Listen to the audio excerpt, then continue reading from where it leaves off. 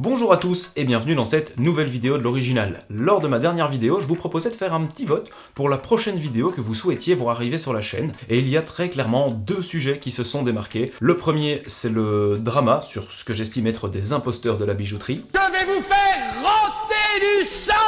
Le second était la deuxième partie de ce type de vidéo, soit des petits trucs et astuces pour trouver des trésors en brocante, suivi de la restauration de certaines pièces que j'ai pu trouver. Votre serviteur ayant eu la possibilité d'aller chasser ce dimanche, je vous propose un petit débrief avec l'explication d'un ou deux petits trucs bien connus pour trouver de l'argent plus facilement. Ne perdons donc pas plus de temps, générique.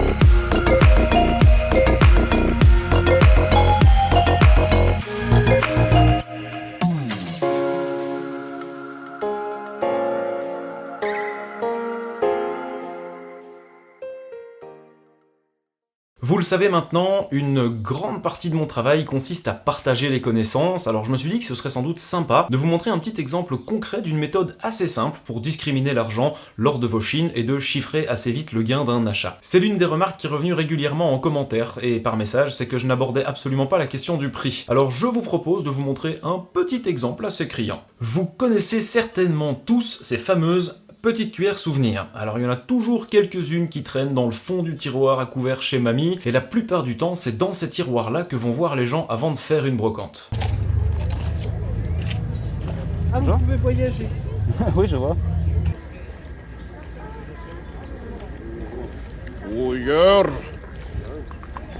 On cherche un petit peu de marchandises, qu'on veut vendre quelques euros, et pour le commun des mortels, ces petites cuillères n'ont pas de valeur. Alors, fondamentalement, c'est pas faux, parce qu'à part touiller dans votre petit café, je vois pas trop quoi faire avec, et comme tout bon humain digne de ce nom, vous buvez votre café noir. Pas de lait, pas de sucre, noir. Donc évidemment, aucun intérêt pour ces petites cuillères, du coup c'est pour ça qu'on les retrouve sur les brocantes. Évidemment, pour affirmer que tout le monde boit son café noir, je me suis basé sur une étude très sérieuse qui aborde l'énorme problème de mettre du lait ou du sucre dans son café. Vous retrouverez le lien en description.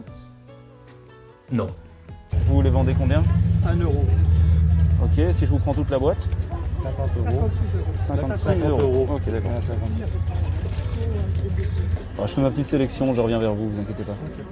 Bon, et il faut savoir un truc sur ces fameuses petites cuillères, c'est que très fréquemment elles sont faites en argent massif, parce qu'il y avait une époque où le précieux métal valait beaucoup moins qu'aujourd'hui. Du coup, on se permettait de...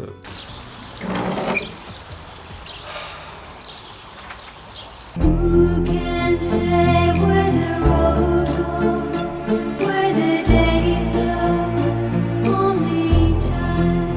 C'est bon, tu l'as compris, l'expression, hein? Jeter de l'argent par les fenêtres, c'est pas mal, non? Ok, ça va. Je disais donc qu'une partie de ces cuillères sont faites en argent massif, mais attention, tu te calmes, car l'argent massif c'est quand même pas la proportion majoritaire. Alors, on va voir comment les dénicher. Ces cuillères sont principalement estampillées de 3 poinçons. Le poinçon 800 lorsqu'elles viennent de Belgique ou de Hollande, le poinçon 835 lorsqu'elles viennent d'Allemagne, et la tête de Minerve lorsqu'elles viennent de France. Le gros avantage de ces petites cuillères, c'est que la plupart du temps elles servent de souvenir pour des villes, du coup on sait exactement quel poinçon chercher, puisque je vous rappelle que chaque pays possède ses propres poinçons. D'ailleurs en passant, si vous ne l'avez pas encore vu, je vous glisse un petit lien vers ma vidéo d'intro sur les poinçons, le truc devrait apparaître ici, là, ou là peut-être, je sais pas. Bon, et maintenant qu'on sait quoi chercher, il faut savoir où le trouver. L'avantage de ces petits objets, c'est qu'il n'y a pas des masses d'endroits où planquer le poinçon, c'est donc plutôt visible, souvent au dos, en plein milieu du manche ou derrière la tête de la cuillère. Et si vous voyez un poinçon composé de 2 chiffres, genre 10, 90 ou encore 100, qui lui est composé de 3 chiffres pour le coup, laissez tomber, c'est pas bon. La plupart du temps, ces cuillères pèsent entre 8 et 15 grammes, et au moment où je tourne cette vidéo, le cours du précieux métal est situé aux alentours de 700 € du kilo. Prenons la teneur la moins élevée, soit de l'argent 800 millième, et par un simple calcul, on se rend compte que la cuillère contient au minimum un peu plus de 6 grammes de métal pur, multiplié par le cours du métal, en valeur de fonte, on est déjà au-dessus des 4 €. Alors, certes, aller courir sur une brocante pendant 3 heures pour gagner 3 €, c'est pas énorme, mais si vous en trouvez une dizaine, ça devient assez vite rentable. Et alors, attention, il va falloir travailler un petit peu votre vocabulaire étranger pour certains objets, et notamment ces petites cuillères, qui peuvent parfois être poinçonnées silver pour les pays asiatiques ou encore Israël, et elles peuvent également être poinçonnées plata pour les pays à langue hispanique. Plata o plomo. Et si vous voyez un poinçon silver ou plata sur autre chose qu'une petite cuillère, bah c'est peut-être de l'argent aussi, c'est juste que c'est pas sous forme de cuillère. Bon allez, on passe à la suite et on continue dans l'argent avec la petite séquence suivante. Petite boîte à bijoux. Je commence à fouiner et je vois assez rapidement le petit bracelet ici, que je vais mettre de côté. Et derrière, je vais trouver directement une petite paire de boucles d'oreilles en argent elle aussi. Il y avait le bracelet là et les Ça, boucles c'est de d'oreilles ici. l'argent. Et ça les boucles d'oreilles là? Oui. Ouais, c'est de l'argent aussi. Donc là, je vous fais 3 € et 3 €. Ok, vous me faites 5 les deux? Voilà, allez. Pour les boucles, c'est très facile. C'est marqué 925 juste à l'arrière, là où les boucles sont poinçonnées la plupart du temps. Pour le bracelet en revanche, sur ce type de modèle qu'on appelle un esclave, les poinçons se trouvent la plupart du temps au niveau de la fermeture. En l'occurrence ici, il n'y a qu'un poinçon d'orfèvre en forme de losange et pas de poinçon de titre. Mais les poinçons d'orfèvre sont comme leur nom l'indique destinés à identifier les orfèvres, soit les gens qui travaillent les métaux précieux, et donc s'il y a un poinçon d'orfèvre, il y a métal précieux. C'est QFD. Pour les deux bijoux ici, nous sommes en présence d'argent 925, donc un titre plus élevé que pour les petites cuillères dont je parlais juste avant. Nous avons ici un peu plus de 17 grammes payés à 5 €, et si on y applique le même calcul, on ressort avec plus de 11 € de métal pur. Certains parmi vous me demandaient comment investir dans le métal pour pas trop cher, bah je pense que je viens de vous donner un bon moyen de le faire. Bon du coup, on va passer aux exercices pratiques, hein. Alors si vous vous sentez parmi les plus courageux de ceux qui regardent mes vidéos, bah allez-y, on passe à l'action. Perso, moi j'utilise un petit site sympa qui s'appelle videgrenier.org et qui permet de localiser les brocantes et les vides-greniers tout autour de vous. Donc dimanche, on prend ces petites gambettes, on va sur une brocante et on va essayer de trouver des petits trésors. Allez, hop hop hop, on y va, hop hop hop. T'as vu, c'est marrant, j'arrive à dire hop hop hop super vite. T'as essayé aussi, je t'ai vu. Bon, et si vous vous prenez au jeu, allez pas dépenser des fortunes non plus, hein. Quelques euros, voire quelques centimes, jouez-moi les bons gros radins, quoi. Par contre, vous m'envoyez les photos de ce que vous trouvez sur la page Facebook. Je suis impatient de voir vos trouvailles et j'analyserai ça précisément avec vous. Il y a peut-être même possibilité d'organiser un petit live expertise dans pas longtemps, mais encore rien de sûr parce que j'essaye encore de trouver un moyen d'optimiser ça. Bon, et puis ce petit bracelet, il est pas mal en fait, hein. Moi je pense que ça vaut la peine de lui donner un petit coup de frais, je suis certain que ça fera plaisir à quelqu'un de le porter et de lui offrir une nouvelle vie.